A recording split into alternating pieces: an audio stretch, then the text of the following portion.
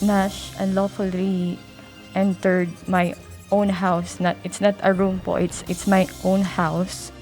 Pwersahang pinasok ni alias Nash ang bahay ng tiyahing pulis para kunin ang baril na kanyang ginamit sa shooting incident sa San Jose National High School noong June 22. Sa pagharap ni Police Staff Sergeant Arle Ray Paciencia sa Senate hearing ngayong araw, ikinuwento niya kung paano napasa kamay ng menor de edad na pamangkin ang kanyang baril. He forcibly damaged my locker. It was locked.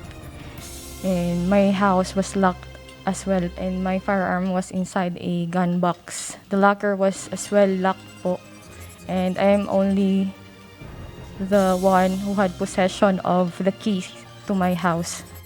Inamin din ni Sergeant Paciencia na sa plastic locker lang nakalagay ang kanyang service firearm at hindi sa isang safety vault. Yung standard po is yung safety vault, but it was in good faith, ma'am, that I believe it was safe at that time. Since I'm only the one staying in my own house, I have only one locker in my room. And siguro naghanap siya kung saan ko pwede matagoan. Yun lang po ang area na may lock po.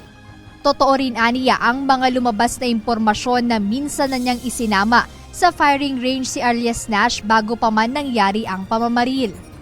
I only bring him once. He usually told me that he wanted to be a police officer like me. He looked up on me and he was asking if I could bring him sa firing range.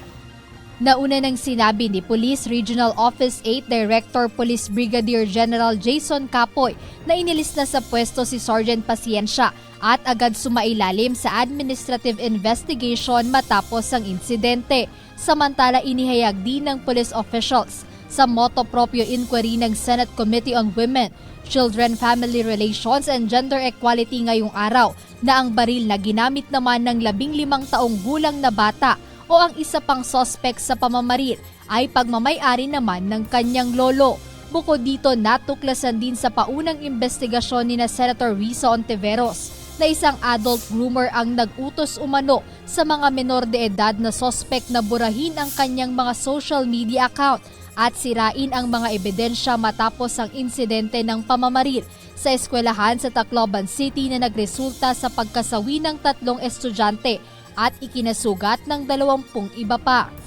Pagkatapos ng barilan, nagpost ng comments sa page na ito ang tila mga miyembro ng parehong grupo. Makikita ang sinasabi ng mga miyembro ng grupo na sumusuporta sa ginagawa niya. Sa comment ng isang Cedric Riazanov, sinabi, "Na-edit na kita boy sa TikTok. Make sure na delete mo ang Discord, Reddit, Telegram para walang evidence mahanap." Itong Cedric Riazanov rin ang pinaghihinalaang adult groomer ng mga batang ito. Aktibo sa online platform ang mga account ng mga batang suspect at ang tinatawag na groomer bago tuluyang i-deactivate kaya't patunay ito na mga totoong tao ang nasa likod ng mga nabanggit na account. Dahil dito, binigyang diin ng chairperson ng komite na ang mga natuklasang ito ay itinuturing pa lamang na lead sa ngayon at ipinasa na nila ang kompletong detalye sa National Bureau of Investigation o NBI para sa masusing pagpapatibay at investigasyon. Jedne Resina, UNTV News and Rescue. Diyos ang aming sandigan, serbisyo publiko ang aming pinahahalagahan.